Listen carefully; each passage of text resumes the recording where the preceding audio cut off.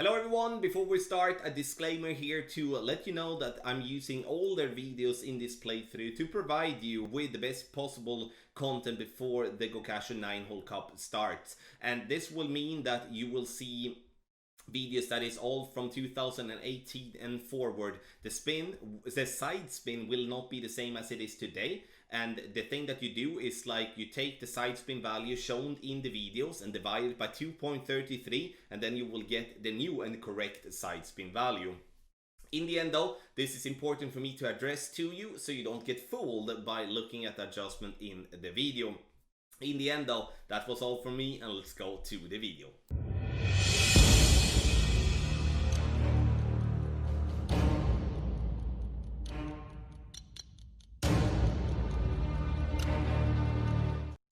Hello everybody, welcome to this playthrough for Pro and Expert Division with various type of win for the Gokasho 9-hole cup here in Golf Clash. The game video is sponsored by Golf Clash and Playdemic, and as already said in the disclaimer, this is a video with older videos to give you the quality you deserve to go into the Gokasho 9-hole cup. That means that the side spin value is going to be different.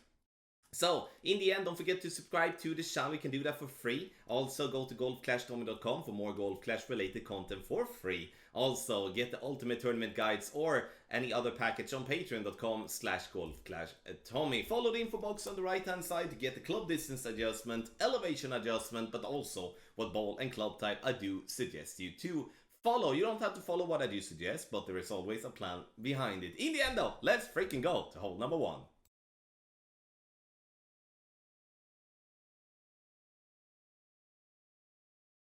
Let's take a look at hole number 1. And this is an interesting hole from second tee, in my opinion. It's like, if we do have a straight tailwind, I do believe we can actually try to go directly over the trees and the sand and the rough and try to go for green. However though, when we do have an angled tailwind, that's not going to be a possibility. So we're going to have to lay up. And I'm using the quarterback in tailwind. And I'm going to use the rock in crosswind. In headwind, I'm going to use the driver that gives me the most power. The reason I want you to involve the rock and the quarterback is because it has a lot of accuracy. It does have, it has 100 accuracy, and also it does have a very good ball guideline. That's gonna help a lot when trying to lay up on the top right corner. Maximum distance +10 with our drive. Second shot, we play with our sniper, and here we are going to be somewhat in between medium and maximum distance of our club. There is a rough bump here. The problem with the rough bump is that it is very glitchy in many areas. So it's going to be wind dependent, in my opinion, if we're going to play the rough bump at all. The other way, in my opinion, to play is to play above the rough. And then there is value to play with a power 3 ball. That's why I'm added the power 3 ball in the info box instead of the power 2. Obviously a great ball, but I also offset the ball guy to be through the hole pretty much. And, you know, if we would have backed up just a little bit with the ball guideline, or meaning we would be adding a little bit more backspin, and then obviously perfect, we would be having a good chance. I will play the second shot with no elevation, and it's gonna be, once again, somewhere between medium and maximum distance. Make sure you check your club distance so you can adjust the proper amount of rings. In the end though, tough par 4 when we're gonna have to lay up and play with a wood club, but it's definitely a makeable one to get an eagle.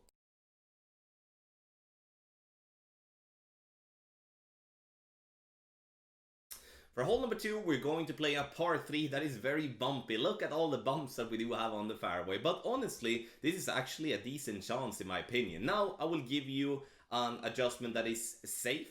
You know, we're not taking basically any risk, and with a decent chance for a drop. We do have a headwind here, or like a southeast wind. When we do have a headwind, we do need to have at least 3 bars of topspin, somewhere between 3 to 4 bars. So you're going to notice that this ball will fall fairly short here, as we are only using 2 bars of topspin. Maximum distance +10, you see that I play a power 2 ball here. If I do play with a grizzly, I would recommend a power 3 ball in crosswind and headwind. In a tailwind, we could still play with a power 2 ball if we want to. But here you can see the headwind makes the ball pretty much die. So we do need to have a little bit more topspin on that one. But there is definitely other ways of playing this hole. If you look at the bunker that is on the top right, you can do a sand bump on that one with a sniper, but also with a horizon. It is a tough one, it is a risky one, but it definitely is a possibility. You can also use a wood club to bounce before the bunker on the right.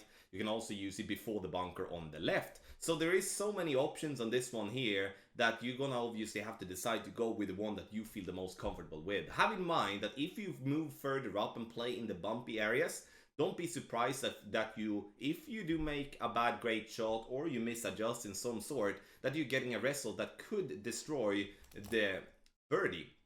So this route here, explained and shown to you, is a safe birdie route with maybe a smaller chance for an hole-in-one than it would be going for a sand bump, for an example. But obviously it's, once again, without any form of a risk when it comes to losing the birdie. Max plus 10, we play with the Grizzly to have the best possible ball guide line here also, and that will help tremendously getting this one close to pin.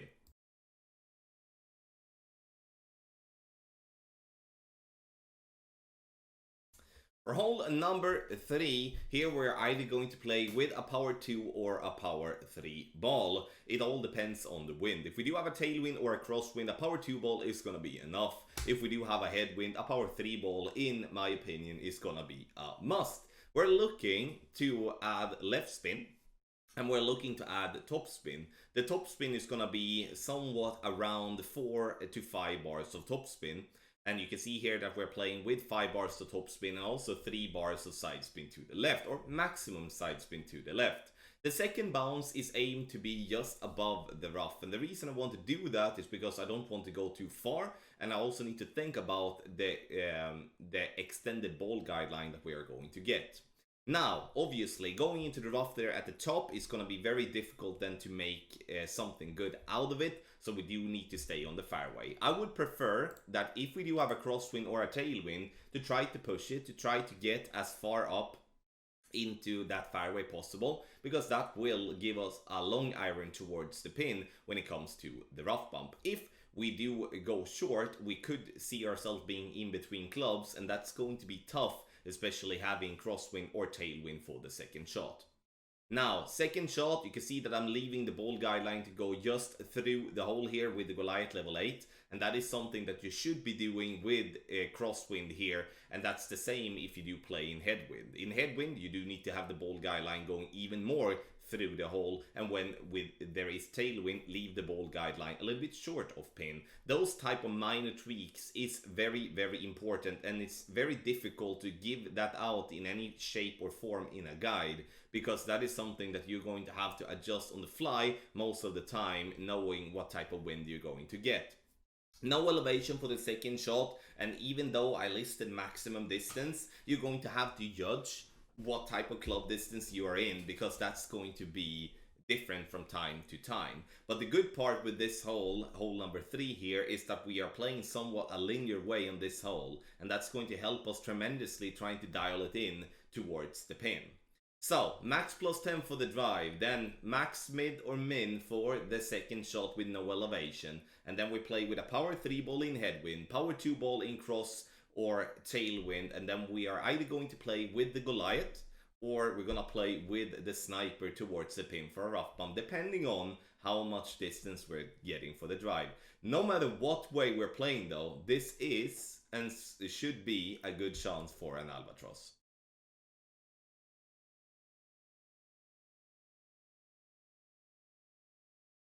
For hole number 4, we're gonna play an old classic here, and this is going to be a par 3 that has a lot of elevation, 20% over adjustment, and we're gonna play in crosswind and in headwind. We will be playing with a wood club towards the pin. And if we do play in tailwind, we're gonna play with a long iron towards the pin. Why is that? Is because otherwise we will go in between clubs. If we're, for an example, playing with a wood club in tailwind or a long iron in any form of headwind. So, adjustment minimum distance plus 20 when it comes to the wood club. Aim a little bit to the left of the pin to compensate for the wind push that comes from left to right, obviously. You can see here that by using max backspin, we're getting this one very, very close. What do you do if you don't have a sniper level 9, level 10? You play with Guardian. because then it does have backspin. Obviously, there is a clear advantage for those of you playing with a Sniper 9 and 10, as it does have a better ball guideline than the Guardian. But the Guardian is definitely a club to go with if you don't have the Sniper in the level that is needed. In Tailwind, the Goliath is the better one. Maybe you're wondering about the Grizzly. Grizzly does not really have the power needed and will make the in-between club situation tougher. So the Goliath is the club to play with, in my opinion. Where I also could stretch towards a maxed out B52, but I would say as a general way of looking at it, it's definitely going to be the Goliath that is going to be the club. And if we play with the Goliath, maximum distance plus 20, and if we play with the Sniper or any other wood club, minimum distance plus 20, and this one is, you know, whether we like it or not, actually a good chance for an hole-in-one.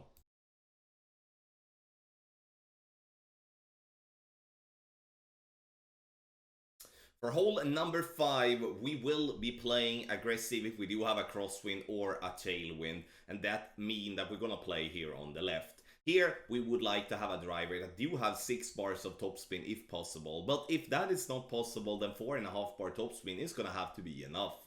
Stretch out to see your bullseye to be on the fairway, clear away from the sand and the water, and then we will be, in that case, adjust maximum distance plus 20, push up to max, and then we will apply overpower. The overpower will vary depending on what type of ball and also what type of wind you're going to have, so you're going to have to judge that yourself. Plan is to bounce into the rough and roll out and leave ourselves with a medium distance-ish short iron towards the pin.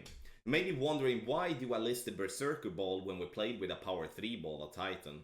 It's because using a power 5 ball here would prevent you from having to use overpower at all, and that would obviously optimize or add on to your perfects, because obviously it's easier to hit perfect with a drive that is not overpowered than one that is overpowered.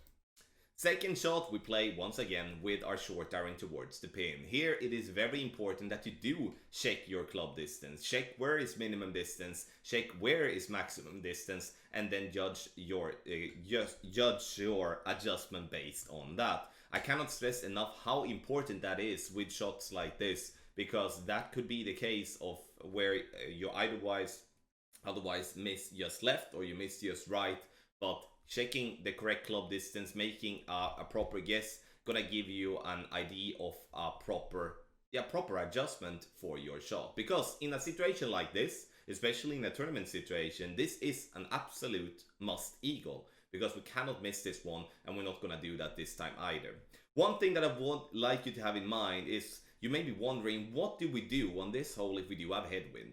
Then we cannot go the aggressive drive as shown, then we need to lay up on the right, and then we're gonna have a wood club towards the pin.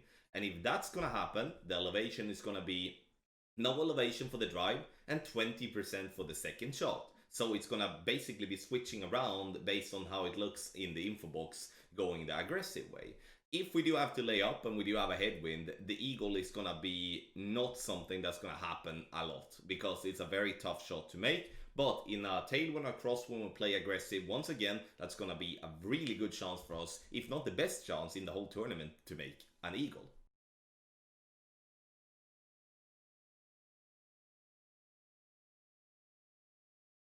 For hole number 6, we're going to play a drive here that's going to be from the left. Those of you watching the rookie playthrough notice that we then play from the right. Yes, the tee boxes are in two complete different places. And here, my only plan in headwind is to just get the ball straight forward, aiming to the left side of the center bunker, as you can see there. So I'm using topspin here, 6 bars, and also as much side spin to the left possible. And the reason I'm using more topspin, the reason I'm using as much topspin as I do, it's because I don't want to go into overpower. Maximum distance plus 10 for the drive, and obviously if you want to push it a little bit more to the left, you can use a little bit of curl. But be aware of the rough on the left, that if you curl too much, you may clip the rough on your second bounce, and that is never something we do want to do. So we're looking to get the ball down the fairway. Easy drive should be a very simple one to get safely there. Second shot, we're gonna play with a wood club towards the pin, and now we will be somewhere between medium and maximum distance of our club. You can see there is maximum, And then we do have medium if we back up, obviously, some rings also. I added medium into the info box as it kind of depends on the drive where we're gonna be. And so in the example, it is a maximum distance shot, but it could as well be a medium distance, once again, based on where you end up with your drive. This is a very bumpy fairway that we do play at. And I do think there is value playing on the right side as there is more flat than on the left side. The green is also bumpy, so there is a very many things that could go wrong here towards the pin. And I do believe dropping this one is going to be generally very difficult to do as once again, a lot of things could happen along the way. 10% over adjustment for the second shot, and have in mind that you obviously need to check your club distance and then determine your adjustment based on that. In the end though, there is a chance obviously to get an albatross, but I would say don't expect it because it is a difficult one to get.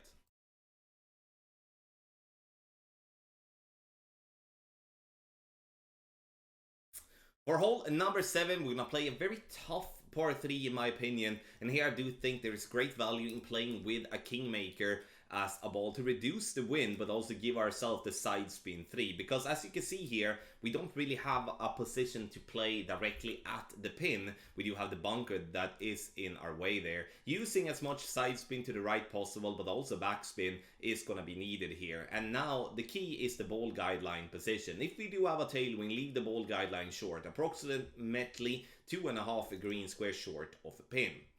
We do need to add a little curl here, okay? Even though it does not look like it, but we would like to have a little bit of curl to just push the ball into the right. And you can see if we would have done that, that would have been very, very close to getting that one in the hole. Medium distance plus 20 is what I'm going to play here, and the position could vary here depending on wind angle, and that's why this whole par 3 makes it to be the toughest of the par 3s that we do have in this tournament, where I do not really see many drops to be done, as it's hard to get that one dialed in as quick as needed. Sniper, if you do have it in Sniper level 9 plus, otherwise we're gonna have to go up with the Guardian to have the backspin enough to get the ball guideline to stop before it's too late. In the end though, okay, hole number 7, let's drop it. Woo!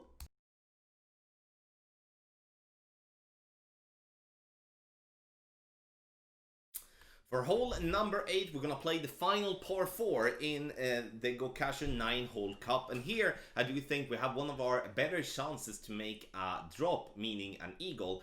First, max topspin and as much side spin to the right possible. In a crosswind or a headwind, a power 3 ball would be the best ball to go with. In a tailwind, you can go back and play with a power 2 ball to save your power 3 ball. Stretch out to see the bullseye to be, you know, not close to the rough, but at least close enough so we are gaining the distance that we do need.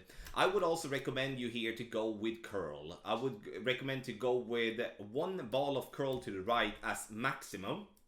Obviously you don't have to, because it's up to you if you want to push it more to the right, but I do think there is great value in doing so. Maximum distance plus 10 is what we're going for, the adjustment. Second shot, we play with a thorn or another short iron.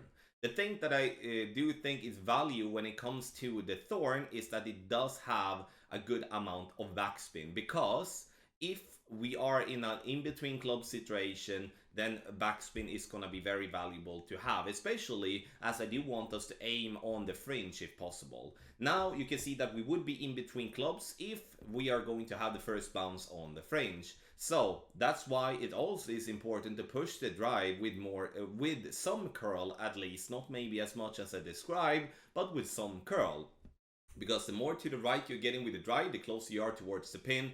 And now then we don't have to bounce on the fairway before, because bouncing on the fairway before the green brings somewhat a little bit of inconsistency with that second shot, and we don't really need that when we do want to have an opportunity for a drop. So in the end, good opportunity. Elevation for the second shot is 0, and you saw that I was very close to maximum distance of my club, but it says medium distance in the info box, and that is once again that it is on many of the Gokasho Bay holes. We need to check the club distance. It could be medium, it could be minimum, it could be maximum distance, and that's why it's very, very important to check the club distance to get the accurate adjustment.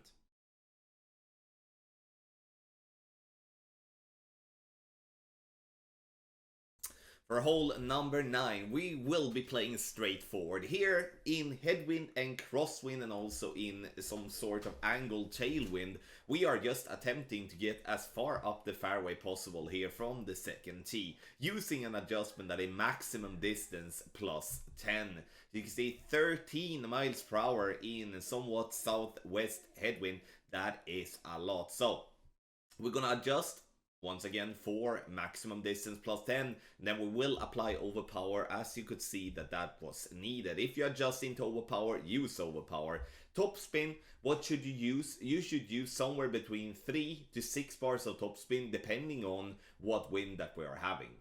In direct tailwind, now I mean more or less straight tailwind, we can attempt going for a very aggressive shot, going for the second fairway, which you can see we are going to aim at not up there obviously, but bouncing on the first fairway, rolling out to the other fairway.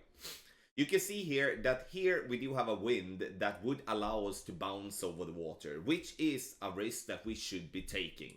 I don't know why I do that, and that's why I'm going to add in my opponent's shot, which he makes an attempt towards it.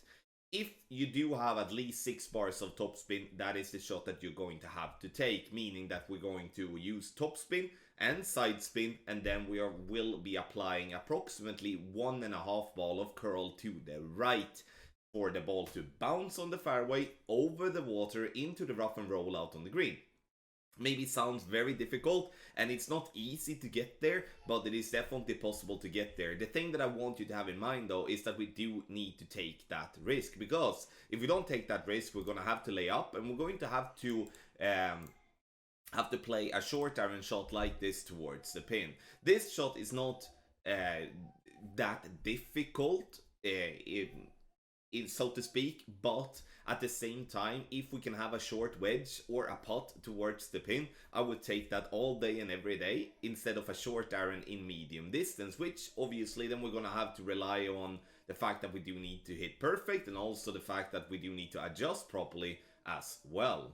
Medium distance, no elevation is the third shot here, and you play with the short iron that you do feel the most comfortable with, but make sure that you're not having that accidental right curl like I did there, because then we're gonna miss on the right side as well. So if we do have a wind that is making it possible for us to make it over, then we're going to play it like this, very close to it at least. Our opponent did have a very short drive, so we're gonna have to have that in mind. But again, max topspin, 3 bars of side spin to the right, 2 bars of side spin to the right with a new side spin value, and we're looking to aim for the top right corner of the fairway. Now in the end though, this is only to display the fact that we're gonna try to get over. Our opponent is using a lot of curl, which obviously is needed, but you can see here he's miles off to the left. But this is the plan. You see, we're gonna want to bounce on the fairway over the water, and now we, as you can see there, we're either going to be in the rough or we're gonna be in the sand, or we're gonna be on the green or fairway obviously. So there's like 4 different type of options where it can be at, but once again, if the wind allows, meaning that we have anything but headwind, then we should be attempting going over. I can even stretch that in somewhat minor headwind, a cataclysm or a big dog with more topspin than 6 bars would be the club to go with to make sure that you get over. In the end though, this is a hole where I do believe we're gonna once again need to get an eagle. This is a par 5 where an albatross is gonna be very rare. I don't really see that to be happening, to be honest, if we're not having like a straight tailwind for the drive, straight tailwind for the second shot, and then gonna be a little bit lucky with some sort of a backspin shot. In the end though, hole number 9, tough one to end up with, but an eagle is a must if we're gonna have a good score in the 9-hole cup. Thank you so much everybody for watching this playthrough for Pro and Expert Division for the Gokasho 9-hole cup with various type of wins here on the channel. Video here is sponsored by Golf Clash and Playdemic, and make sure you check out our packages on Patreon and check out especially out the website Access Pass and the Ultimate Tournament Guides to help you both in tour play and tournament play. If you do have any questions, support at golfclashtommy.com. Once again, thank you so much for watching and good luck in your Golf Clash game.